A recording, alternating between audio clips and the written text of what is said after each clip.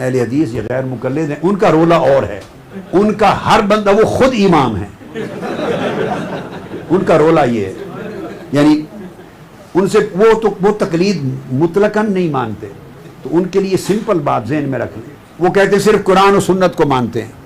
انہیں کہیں مثلاً یہ ایک زید ہے ایک بندے کا نام، یہ تو ان پڑھ ہے، اس کو تو عربی نہیں آتی، اب یہ چاہتا ہے قرآن و سنت پر عمل کرے، تو آپ کا قول ہے کہ صرف قرآن و سنت پہ عمل کیا جائے، یہ کیا کرے گا؟ یہ تو مسجد کے امام اور خطیب کے پاس جائے گا نا، تو جو وہ کہے گا وہ کہے گا بھی یہ قرآن و سنت نے کہا، یہ مانے گا یا نہیں؟ یہ تقلید ہو گئی، یہ کیا ہے؟ اس نے تو خود قرآن و سنت کو نہیں دیکھا، اس بندے نے تو قرآن و سنت کو نہیں دیکھا، اب وہ چاہتا ہے، آپ نے سمجھا دیا کہ سوائے قرآن و سنت کے کسی کی بات اعظم ابو حنیفہ جن کے ہم یعنی جن کے مقلدین ہیں، مقلدین سے مراد جو ان کی کتابوں کے اندر جو کچھ انہوں نے لکھا ان کے مطابق ہم نماز پڑھتے ہیں۔ اب اس کا ہرگز یہ مطلب نہیں ہے کہ ہم امام اعظم ابو حنیفہ کی نماز پڑھتے ہیں، ایسا ہرگز نہیں ہے۔ بعض لوگ یہاں سے بھی آپ کو وہم کے اندر ڈال دیتے ہیں، بھائی امام اعظم ابو حنیفہ رحمۃ اللہ علیہ نے جو طریقہ لکھا ہے ان کا اپنا نہیں ہے، بلکہ جو طریقہ بھی بتایا ہے وہ ڈائریکٹ انہوں نے حدیث رسول صلی اللہ علیہ وسلم سے اخذ کر کے قرآنی آیات سے اخذ کرنے کے بعد لکھا ہے، یہ طریقہ ان کا اپنا نہیں ہے۔ اب دو حدیثیں آ گئی، ایک حدیث وہ ہے کہ جس میں آپ فوراً وضو کر رہے ہیں، ایک حدیث وہ ہے کہ جس میں آپ نے وضو نہیں کیا بلکہ کہا کہ کھانا کھانے کے بعد بھی آپ نے نماز پڑھا دی۔ تو اب یہ دو طرح کی حدیثیں جب آئی تو اب ہمیں ایک کسی امام کی ایسے بندے کی ضرورت ہے جو ان دونوں حدیثوں کے درمیان تشریح کرے کہ ہم کس کے اوپر عمل کریں، کیا آگ کی پکی ہوئی چیز کے بعد وضو کریں یا نہ کریں، ہمارے لیے یہ جاننا بڑا ضروری ہو گیا۔ اب اس کے لیے فقہائے کرام نے یہ بتایا، طریقہ کار محدثین نے یہ بتایا کہ جب آپ کے پاس دو طرح کی حدیثیں آ جائیں تو اس میں دو طرح کے زمانے ہوں گے، ایک ہوگا حضور کی ابتدائی عمر کا عمل، ایک ہوگا حضور کی آخری عمر کا عمل۔ مثلا بعض صحابہ کرام نے حضور کو دیکھا کہ آپ صلی اللہ علیہ وسلم رفع یدین فرما رہے ہیں، یعنی رکوع میں جاتے ہوئے، رکوع سے اٹھتے ہوئے بھی آپ اپنے ہاتھوں کو بلند کرتے ہیں۔ ابتدائی زمانے کا کچھ عمل یہ بھی آپ کی حدیثیں ملتی ہیں۔ آخری زمانے کا جو عمل ہے، حضرت عبداللہ ابن مسعود جیسے صحابی رسول جن کو محدثین صحابہ میں شمار کیا جاتا ہے، وہ کہتے ہیں آخری وقت میں رسول اللہ صلی اللہ علیہ وسلم کے ساتھ تھا، حضور نماز پڑھتے تو آپ رفع یدین نہیں فرمایا کرتے تھے۔ محدثین نے طریقہ کیا بتایا، قانون کیا بتایا حدیث کا، جب دو حدیثیں ایک جیسی ٹکرانے لگیں آپس کے اندر تو جو حضور کی عمر میں پہلے کی حدیث ہے اس کو چھوڑ دیں، آخری زمانے میں حضور کا جو عمل تھا اس کے اوپر آپ عمل پیرا ہونا شروع ہو جائیں۔ اب آگ کے حوالے سے بھی یہی آپ کا آخری عمل تھا کہ آپ آخری زمانے کے اندر آگ کی پکی ہوئی چیز تناول کرتے، اس کے بعد نماز پڑھا دیتے، آپ نے وضو نہیں فرمایا۔ اس سے ثابت یہ ہوا کہ اس سے وضو کے اوپر کوئی اثر نہیں پڑتا۔ آخری زمانے میں آپ کا یہ عمل ہے کہ آپ رفع یدین صرف ابتدائی نماز کے اندر فرماتے تھے، لہذا فقہائے کرام نے فرمایا کہ ہمیں صرف نماز کے شروع کے اندر ہی رفع یدین کرنا چاہیے، بات ختم ہو گئی۔ لیکن اتنا بڑا ذخیرہ حدیث، لاکھوں کی تعداد کے اندر حدیثیں، اب عام بندہ ان حدیثوں کے اندر تطبیق کیسے کرے؟ جب دو دو تین تین حدیثیں ایک جیسی آئیں تو اس کے لیے ہمیں کسی امام کی ضرورت پیش آتی ہے، جو امام ہمارے لیے آسان کر کے بتائے کہ درست کیا ہے، ٹھیک کیا ہے، غلط کیا ہے، بات ختم۔ تو اس کے لیے پھر چار فقہائے کرام ایسے آئے کہ جنہوں نے اس ذخیرہ حدیث جو لاکھوں کی تعداد میں حدیثوں کے مجموعے تھے اس کو اٹھایا، اور اس میں اٹھا کر انہوں نے واضح طور پہ بتایا کہ حضور کی نماز کا اصل طریقہ یہ ہے، حضور کے وضو کرنے کا طریقہ حضور کی سنت مطہرہ کے مطابق یہ ہے، حج کرنے کا سنت طریقہ یہ ہے۔ سمجھ آ رہی ہے جی؟ یعنی ساری عبادتوں کا ایک طریقہ کار انہوں نے متعین فرمایا۔ ان چار ائمہ کرام کے نام کے اوپر پھر چار فقہ بن گئی، یعنی فقہ حنفی، فقہ شافعی، فقہ حنبلی، اور اس کے بعد چوتھی فقہ مالکی۔ یہ چار امام ہیں حضرت امام اعظم ابو حنیفہ جن کے ہم یعنی جن کے مقلدین ہیں، مقلدین سے مراد جو ان کی کتابوں کے اندر جو کچھ انہوں نے لکھا ان کے مطابق ہم نماز پڑھتے ہیں۔ اب اس کا ہرگز یہ مطلب نہیں ہے کہ ہم امام اعظم ابو حنیفہ کی نماز پڑھتے ہیں، ایسا ہرگز نہیں ہے۔ بعض لوگ یہاں سے بھی آپ کو वहम के अंदर डाल देते हैं। भाई इमाम आजम अबू हनीफा रहमतुल्लाह अलैह ने जो तरीका लिखा है उनका अपना नहीं है, बल्कि जो तरीका भी बताया है वो डायरेक्ट उन्होंने हदीस रसूल सल्लल्लाहु अलैहि वसल्लम से अखज़ करके, कुरानी आयात से अखज़ करने के बाद लिखा है। ये तरीका उनका अपना नहीं है। बाकी मैंने भी जो चीजें लिखी हैं वो कुरान और हदीस के मुताबिक हैं, लेकिन हम इमाम आजम अबू हनीफा, जिनका असल नाम नोमान बिन साबित है, उनकी तकलीद करते हैं। और दूसरे हैं इमाम शाफी, उनके जो मुक़ल्लिदीन, उनके मानने वाले जो लोग हैं सऊदी अरब या कुछ दीगर ममालिक के अंदर, उनको शवाफे कहा जाता है। तीसरे इमाम अहमद बिन हम्बल, इनके जो मानने वाले उनको हनाबला कहा जाता है, हम्बली कहा जाता है। और चौथे जो इमाम है वो हजरत इमाम मालिक, जो सबसे बड़े इमाम जिनको मुतसव्वर किया जाता है, लेकिन ये भी इमाम आजम अबू हनीफा के शागिर्दों के अंदर इनका शुमार किया जाता है, लेकिन मदीना के लिहाज से सबसे बड़े इमाम है इमाम मालिक। इनके जो मानने वाले उनको मालकी कहा जाता है। चारों इमाम अपनी जगह पे दुरुस्त हैं। जिस इमाम की बात समझ में आती है वो उनको फॉलो करे, इसमें कोई एतराज, किसी तरह के कोई इख्तलाफ की कोई गुंजाइश ही मौजूद नहीं है। जिस इमाम को भी आप देखेंगे उसमें जो तकलीद, पीछे जाके उनकी गहराइयों के अंदर जाएं तो कुरान हदीस ही आपको मिलेगा। मैं बात की ज्यादा गहराई में इसलिए गया कि कम से कम हमें ये तो पता हो कि हम किस तरह से ये जो हम नमाज पढ़ते हैं ये किधर से आई, किस किताब के अंदर है, किस इमाम के तहत हम पढ़ रहे हैं, हमें ये तो कम से कम आइडिया होना चाहिए, पता होना चाहिए। अब यहां तक जब बात मुकम्मल हो गई है, अब हम चलते हैं इमाम आजम अबू हनीफा और इमाम मालिक रहमतुल्लाह अलैह के हालात की तरफ। तो इमाम आजम अबू हनीफा रहमतुल्लाह अलैह, ये आप यूं समझ लें कि अल्लाह ताला ने इल्म का दरिया आपको अता फरमाया हुआ था। इतना इल्म अल्लाह ताला ने इस इमाम आजम अबू हनीफा को अता फरमाया था कि आपके शागिर्दों के अंदर हजरत इमाम मोहम्मद और हजरत इमाम यूसुफ जैसे शागिर्द आपके शागिर्दों के अंदर शामिल होते थे। ये वो इमाम अबू यूसुफ का मकाम ये है कि उन्होंने जितनी भी हमारा शरी इस वक्त अदालतों का जितना निज़ाम इस वक्त मौजूद है, शरिया अदालत, इस्लामिक आर्डिनेंस की जितनी भी तहत चलने वाली हमारी शरिया की अदालतें हैं, उसके अंदर जितने कवानीन इस वक्त मौजूद हैं, चाहे वो जितने भी इस्लामी हुदूद के कानून हैं, वो सारे के सारे हजरत इमाम यूसुफ रहमतुल्लाह अलैह ने लिख कर भेजे और आज तक वो चल रहे हैं। और इमाम मोहम्मद बिन हसन अश-शैबानी आपका पूरा नाम था। आपका इल्मी मकाम और मर्तबा ये है, कहते हैं कि जब इमाम मोहम्मद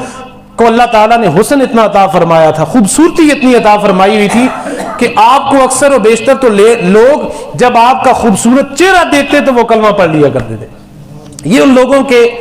चेहरों के अंदर अल्लाह ताला ने इतना नूर अता फरमाया था, इतनी नूरानियत अता फरमाई कि बाद लोग उनका चेहरा देखते तो मुसलमान हो जाते। और बाद लोगों ने यह भी लिखा है कि इमाम मोहम्मद बिन हसन अश-शैबानी का जब जनाजा उठा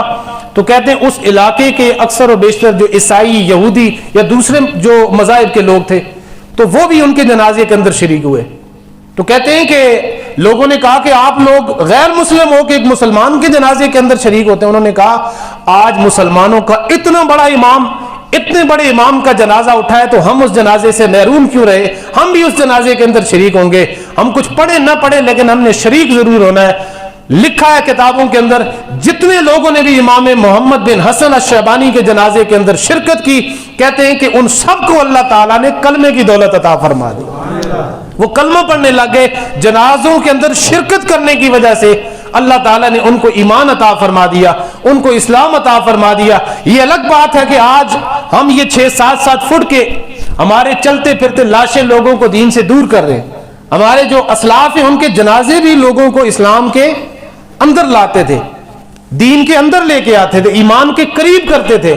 लेकिन अफसोस का आलम यह है कि आज मैं और आप अगर अपने बहसीयत कौम अपना जायजा लें, हम अपने अमाल के जरिए, अपने अमल के जरिए, अपने बुरे किरदार, बुरे अखलाक की वजह से लोगों को दीन से दूर कर रहे हैं। आप सवाल पूछेंगे जी किस तरह से दूर कर रहे हैं, तो हम ये देखें कि हम जब बाहर जाते हैं किसी मुल्क के अंदर तो अपनी सिर्फ शहरियत लेने के लिए, ग्रीन कार्ड लेने के लिए हम कितने कितने झूठ बोलते हैं, कितने हम फ्रॉड करके बाहर के ममालिक में जाते हैं। चंद पैसों और डॉलर की लालच के अंदर हम झूठ और फ्रॉड करके वहां पे जाते हैं, और लेकिन जब कल को बात खुलती है तो पता चलता है कि ये एक मुसलमान था जिसने धोखा किया है, ये एक रसूलुल्लाह का कलमा पढ़ने वाला बंदा था जिसने फ्रॉड किया है। हमारे अक्सर और बेशतर लोग आज आप देखेंगे कि वो सऊदी अरब और दीगर ममालिक के अंदर जाके भीख मांग रहे हैं। उनसे जब पूछा जाता है तो पाकिस्तान से आए मुसलमान है,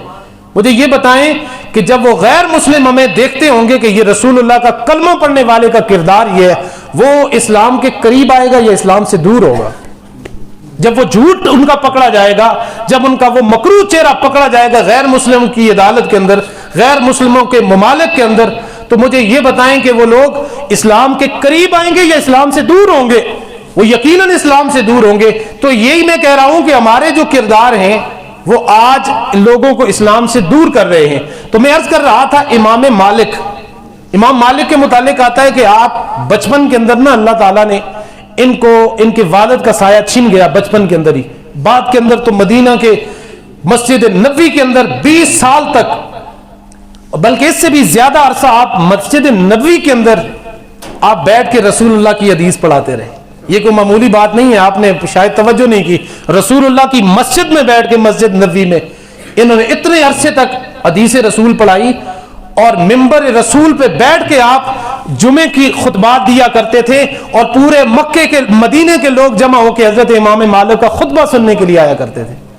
لیکن یہ مقام ایسے ہی تو نہیں ملا، بچپن کے اندر آپ ابھی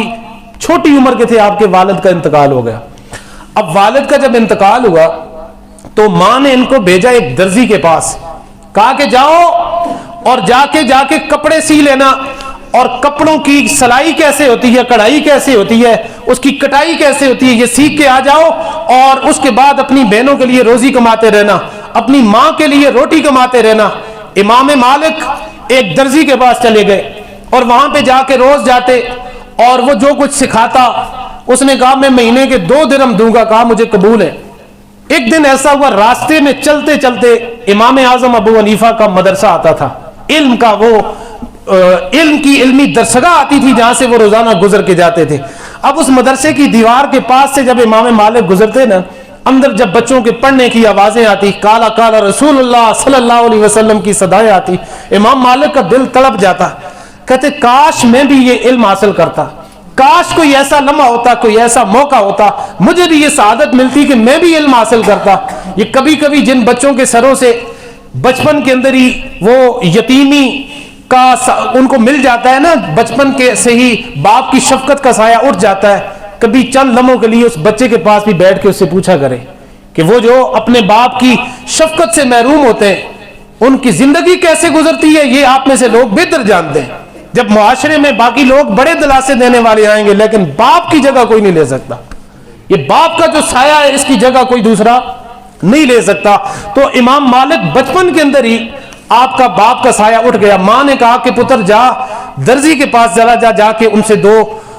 چیزیں سیکھ لے، ان کا کپڑے سینے کا ہنر سیکھ لے، 2-4 پیسے کمائے گا، میری اور اپنی بہنوں کی کفالت کرتا رہے گا۔ امام مالک کہتے ہیں امام اعظم ابو حنیفہ کے مدرسے کے پاس سے گزرتا، میرے آنسو نکل جاتے، کاش میرا باپ ہوتا تو آج میں بھی علم سیکھ رہا ہوتا، کاش آج میں بھی تعلیم حاصل کر رہا ہوتا۔ امام مالک نے کہتے ہیں کہ ایک دن مجھے امام اعظم ابو حنیفہ رحمۃ اللہ علیہ نے دیکھ لیا، جب مجھے روتا ہوا دیکھا تو کہنے لگے کہ بچے کیا بات ہے، کیوں روتا ہے؟ میں نے کہا میرا بڑا دل کرتا ہے میں بھی علم حاصل کروں، بڑا دل کرتا ہے میں بھی قرآن کا علم حاصل کروں، حدیث کا علم حاصل کروں، میرے وسائل نہیں ہیں، میری ماں نے مجھے درزی کے پاس بھیجا ہوا ہے کپڑے سینے کے لیے، اب میں جاؤں تو کدھر جاؤں؟ امام اعظم ابو حنیفہ نے فرمایا کہ تو اس طرح کر، میرے پاس آ جا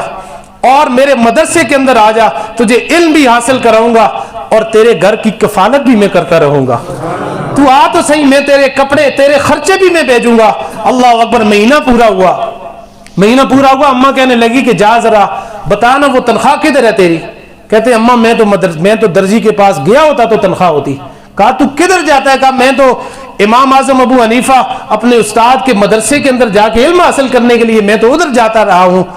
وہ اماں بھی اس وقت کی اماں، کیا ہی بات ہے، وہ دوڑی ہوئی آئی امام اعظم ابو حنیفہ رحمۃ اللہ علیہ کی طرف اور آ کے کہنے لگی کہ آپ نے بڑا میرے بچے کو خراب کر کے رکھ دیا، میرا بچہ اچھا بھلا روزی روٹی کمانے کے لیے میں نے بھیجا تھا، 2-4 چیزیں سیکھ جاتا تو بچوں کی اپنی بہنوں کی کفالت کرتا، اب مسلوں سے اور کتابیں پڑھنے سے بھی یہ پیٹ پالا جا سکتا ہے، گھر کا خرچہ چلایا جا سکتا ہے۔ امام اعظم سنتے رہے، اللہ نے بڑی فقاہت دی تھی، بڑا امیر کبیر گھرانے میں آپ کے ساتھ آپ تعلق رکھتے تھے اور بغداد اور کوفہ کے بڑے تاجروں میں آپ کا شمار ہوتا تھا، لیکن آپ کو اللہ تعالیٰ نے علم اور ادب کی جو دولت عطا فرمائی تھی وہ کمال کی تھی. آپ خاموش ہو گئے. بوڑھی اماں امام مالک کی والدہ آپ کو سناتی رہی, کڑی جلی باتیں سناتی رہی, آپ سنتے رہے. کہنے لگی کہ مولوی حیا نہیں آتی تجھے, میرے بچے کو تو نے خراب کر دیا, مدرسے میں لا کے بٹھا دیا, مسئلے پڑھے گا, مسئلوں اور کتابوں سے بھی کوئی گھر کے خرچے چل سکتے ہیں. آپ نے فرمایا ماں کوئی بات نہیں, بالکل مجھ سے غلطی ہو گئی. دھیمے لہجے میں, اماں جی مجھ سے غلطی ہو گئی, خطا ہو گئی, مجھے سمجھ نہیں آئی. جب اماں کی بات مکمل ہوئی آپ نے فرمایا اماں جی ایک بات تو بتا